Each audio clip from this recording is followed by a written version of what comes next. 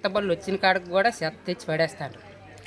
మీ పేరేంటి? నా పేరు మన్మధరావు, మొయ్యి మన్మధరావు. ఈ హౌస్ మీదేనా? హౌస్ మాది. ఓకే. ఎంత చెప్పినా మరి చెత్తబళ్ళు తిరిగిన కాడికి ఆ చివరిని ఈ చివరికి సంఖ్యలతో తెచ్చి సంచులతో తెచ్చి పడేస్తాను. ఎంత చెప్పినా అనుకుంటాండ్రు. మరి వాటి గురించి అధికారులకు తెలియజేశారా? మా ఇంటి పక్కన తెలియజేయని అప్పుడప్పుడు క్లీన్ చేస్తాను, కానీ క్లీన్ చేసిన కాడికి తెచ్చి పడేస్తాను. చెత్తబళ్ళు వస్తాను, చెత్తబళ్ళు కాడికి వేయండి అని కాడికి కానీ పడేస్తారు తెచ్చి. అట్లా ఇంటి పక్కన వేయకూడదు కదా. వేయకూడదు. వీటి వల్ల మాకు చాలా ఇబ్బందిగా ఉంది. దోమలు, జ్వరాలు రావడం, అటు కొట్టడం, రాత్రి నిద్ర కూడా పట్టడం లేదు. దోమలు ఇలా తినేస్తాయి. ఫ్యాన్ లేకుండా కూడా ఇలా ఉండకుంటాం.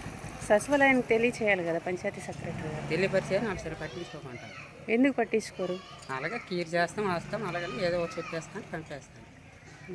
చాలా ఇబ్బందిగా ఉంది కాలువ వాళ్ళు. మరి మీకు వాటర్ ఎట్లా వస్తుంది? వాటర్ ఎక్కడ వస్తుంది? మంచిగా వస్తున్నాయా? మంచిగా ఏం లేవు, అప్పుడు బురదలే.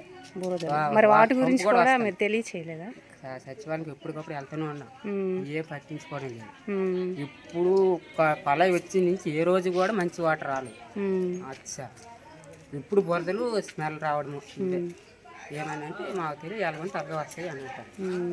కాలువ వాటర్ అయితే మటుకు ఏం పోవాలి, వాటర్ అని డ్రైనేజ్ చాలా ఇబ్బంది పని మాకైతే మాట. అవును, ఈ దోమల వల్ల అనేక జ్వరాలు రావడం చాలా ఇబ్బంది పని. నైట్ నిద్ర పట్టకపోవడం చాలా ఓవర్గా ఉన్నాయి దోమ. వాటి వల్ల ఎవరికి చెప్పినా పట్టించుకోవడం. మీరు అది ఫోటో వీడియో తీసి సచివాలయాన్ని పట్టుకెళ్ళి చూపించాల్సింది కదా. దోమలు అట్లా వస్తుంటే మాకు ఇబ్బంది అవుతుంది అని చెప్పి. వీడియో తీయలేదు కానీ చూపించే మామూలు పట్టించుకోవడం. ఓకే.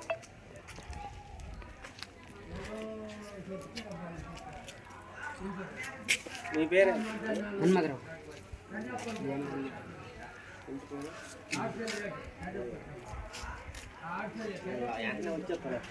ఫోన్ ఉందా? Phone number